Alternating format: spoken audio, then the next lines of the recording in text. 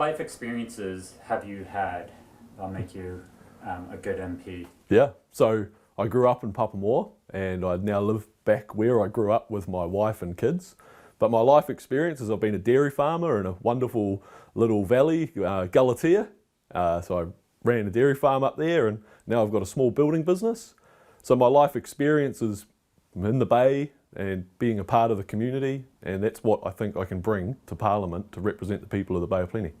And so for you, what are the biggest issues facing Bay of Plenty electorate? Yeah, well, facing the electorate, I mean, it's similar to what's facing the whole country. Cost of living is out of control. As I said, as a builder, you know, I see the insane price rises that we're experiencing and having to be passed on.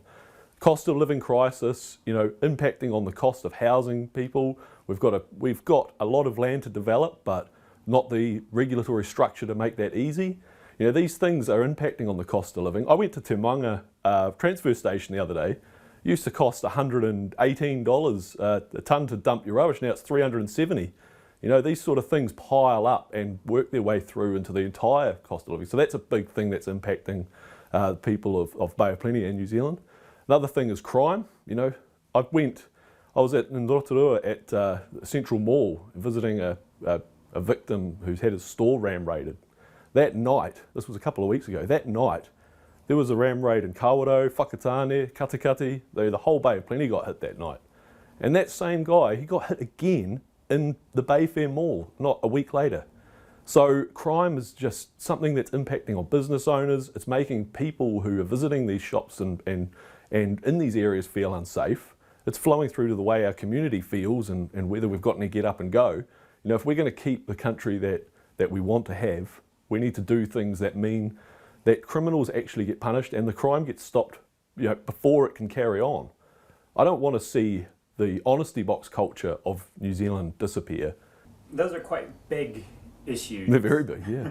Yeah. What kind of policies do you see that you could enact that would help solve some of those issues? Yeah, so we need to have a fundamental, I mean, take the cost of living. As I say, I was a dairy farmer and a builder currently. And the amount of planning restrictions that we have and land use restrictions and consenting that we have to go through, and it just means that these costs get passed on. You know, these things need to be dealt with in an efficient manner, and ACT's got policies on how to repeal, not just get rid of what we've had to put up with this Natural and Built Environment Act, which the current government's pushed through. But we need to have a way to build communities and conserve nature. And that's what ACT's proposing with its reforms to the Resource Management Act. On the crime issue, you know, we actually need to, the people who are committing these crimes, you know, like ram raids, whether someone is hurt in the process or not, if you're invading someone's business, that needs to be treated as an aggravating offence. You can't just have people you can't have people who are living above a shop, having their own home, as they see it, invaded. These things need to be taken seriously. If it's someone who is 17, they need to be tried in an adult court, so they're not getting the soft end. And also, when we've got somebody who has been convicted of a crime, if they are going into a prison, that's a perfect opportunity to do some rehabilitation. The Act says if you're going to be in prison, if you want to get parole, you need to show that you are putting an effort into reforming yourself through learning to read, getting a driver's license, actually putting some effort in before we release you back into the community on parole. One concern with that, with sending youth offenders in particular to prison, is it's a graduate school for crime and a recruiting agency for the gangs. Yeah, that's not quite right. It's not sending youth offenders to prison. It's treating youth offenders in adult courts. So 17-year-olds in adult courts. That's the difference. It doesn't necessarily mean going to an adult prison. What it means is going into a court of law where you are tried as an adult, but not necessarily the same outcomes as far as sentencing goes. But also, you know, what you've talked about there isn't ACT's policy. We put aside, I can't remember the exact figure, but a whole lot of money for a 200-bed facility to build for youth to be managed by the Department of Corrections, not by Oranga Tamariki. Oranga Tamariki has proven that it can't manage youth offenders.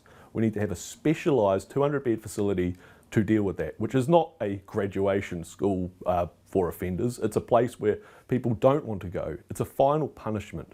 A place where you can say, if you keep acting like this, we're going to send you to this place. And you also talked about the cost of living and how it's affecting everything and everybody. What can the government do to address this and lower the cost of living for people? Yeah, well, look, when someone goes to purchase something and they don't have the money to do it, that you've got to ask, where is their money going? Currently, we're sending a lot of money to Wellington. So ACT says we need to have, every New Zealander needs to receive a tax cut. We've got a very simple system. Any money you earn up to 70,000 will be taxed at a flat rate of 17.5%. Any money above 70,000 at 28%. And that means that every New Zealander will get a tax cut, and that will help when people go to the supermarket, find the things that they want to buy for their family have gone up in price. They'll have more money in their pocket to afford them. Do you see this benefit helping everyone, or is it more aimed at sort of the higher earning people, not the lower? Well, as I just said to you, every New Zealander will get a tax cut under that policy. We're not doing tax cuts to boost the economy. Tax cuts are for people to have more money in their back pocket to spend how they see fit. What needs to happen to boost the economy is to get red tape out of the way of individuals and businesses when we're trying to produce things for each other. That's what will actually get the economy moving. When you want to put in a housing development, or you want to run your farm in the most efficient way possible, if the government is standing in front of you with a big red tape, that's what is increasing the cost, and that's what's holding the economy back. That's what ACT, with our Minister for Regulation and our ministry to identify bad laws and correct them, is going to achieve. What can the government do to help people afford to live in a house?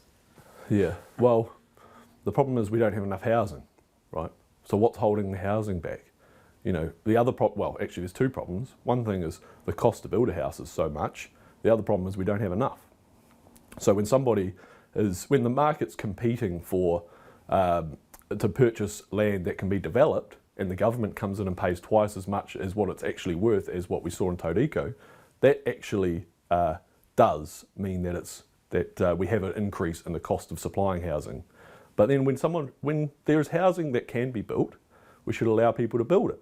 And we shouldn't be, as we have currently, everybody who can perceive to have an interest in a development can oppose it. We say that only the affected neighbours and people who are directly affected by development should have the ability to stand up against that. Because currently, I was in Whakatane the other week talking to a guy who's saying, look, I tried to build a house with a south-facing outdoor living area, and that was against the district plan, so I had to pay $1,500 for a resource consent. That $1,500 goes directly on the cost of that house, and that's just a small example that I see a lot of, and I think other people in the construction industry have experienced a lot of, and we can see these costs, and we know that these are ending up in the cost of housing.